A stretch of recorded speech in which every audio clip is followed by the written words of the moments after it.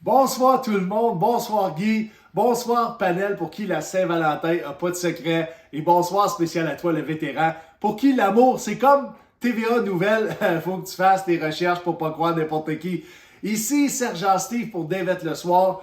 Je suis excité mais je ne sais pas pourquoi je suis excité. Je ne sais pas si c'est le fait qu'on déconfine encore, qu'on abandonne le passeport vaccinal où j'ai passé ma Saint-Valentin dans un spa sur Wellington, à Ottawa. Mais Guy, t'aurais dû voir les gars dans le spa quand j'ai embarqué là-dedans, tout nu, dans le jacuzzi avec la graine à l'air. Et je me suis mis à crier « Liberté! » T'as pas dessus? Hey, ça fait un mois qu'il y a du monde qui vit dans le centre-ville d'Ottawa. Je le savais qu'il y avait une crise du logement, mais tabarnak, pas à ce point-là. Ce soir, mon Guy, on parle de la fête des amoureux, de la fête des amoureux, et j'ai parlé du divorce. Non. Malgré que c'est quoi la différence entre le divorce et la Saint-Valentin? La Saint-Valentin coûte plus cher à long terme. J'ai pensé en parler au passé de la Saint-Valentin parce qu'on va se le dire, la Saint-Valentin, c'est une fête de femmes. Puis là, je vais pas me faire tirer des tomates. Pourquoi c'est une fête de femmes, c'est pas une fête d'hommes? Parce que si c'était une fête d'hommes, ça serait comme le banc de toilette, esti, on l'oublierait. Guy, c'est pas tout le monde qui est d'accord pour les origines et la date de la Saint-Valentin. Il y en a qui pensent que ça vient de la Grande-Bretagne. Le 14 février, eux considéraient que c'était la fête des amoureux parce que c'est la journée que les oiseaux se choisissaient pour s'appariter. Il y en a qui pensaient que ça venait de Valentin de Terni, qui était un prêtre italien qui mariait des couples en cachette. Puis il y en a qui disaient que ça correspondait avec, dans la Rome antique en fait, pour les fêtes du Lupercal, où c'est qu'ils fêtaient Faunus, ok, un dieu qui était le dieu des troupeaux. Puis ça se déroulait du 13 au 15 février. Juste cette information-là était suffisante pour moi de fêter la Saint-Valentin cette année avec de la bière des Chicken Wings puis un je t'aime en 2 touchdowns des Rams.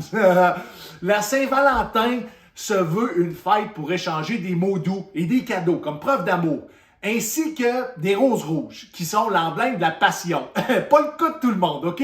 Demande à Yvan, 63 ans, qui est marié, ça fait 32 ans, avec Huguette, 68. Si la passion est encore au rendez-vous, il va te dire que c'est comme sa tondeuse. La plupart du temps, ça rote, OK? Guy, moi, à chaque année, ma blonde me fait, à la Saint-Valentin, des surprises sexuelles. Il y a 3 ans, pour te faire une image claire, elle s'est mis de la crème fouettée autour des seins. Il y a 2 ans, elle s'est acheté un seau de cuir de la femme chat. L'année passée, je n'étais pas à la maison, elle est allée s'acheter un pot de beurre de peanut. Il y en a qui disent que pour certaines femmes, le beurre de peanut aurait des vertus thérapeutiques. Anyways, cette année, le 14 février, je suis dans mon lit, puis je fais dodo, OK? Mais j'entends siffler, puis ça siffle. Fait que je me rouvre les yeux, puis la première chose que je vois, c'est ma blonde qui est assise dans ma face. Écoute, ma blonde était assise dans ma face. Je peux-tu te dire que c'est assez surprenant pour un homme quand d'habitude, tu te réveilles et tu as un appareil d'apnée du sommeil. Et là, j'ai essayé d'y dire quelque chose. Tu sais, je parlais comme ça. Fou. Tu comprends? Fait qu'il a fallu que je mette mes 2 mains sur ses fesses pour la pousser. Puis j'y ai demandé, qu'est-ce que tu fais là? Puis là, elle a dit, j'ai vu dans un film que les hommes aimaient ça quand les femmes s'assoyaient dans leur face. J'ai dit, t'es certaine? Pourquoi? Elle dit, je ne sais pas, j'ai pas fini le film. Puis c'est là qu'elle pèse sur play.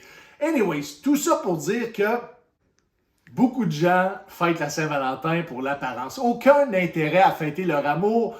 On a intérêt à bien paraître. Fait qu'on dépense sans compter, on fait des photos, puis on crisse tout ça sur Internet. C'est lourd quand on y pense. Puis recule à l'époque de nos grands-parents, par exemple. Ma grand-mère, elle, sa priorité, c'était pas d'être belle, c'était faire du pudding au chômeur. Puis aujourd'hui, si tu veux du pudding au chômeur, tu vas devoir prendre un avion, crisser 36 influenceurs là-dedans, puis faire passer au-dessus de l'Ukraine. Ça n'a pas le même goût, mais c'est aussi satisfaisant.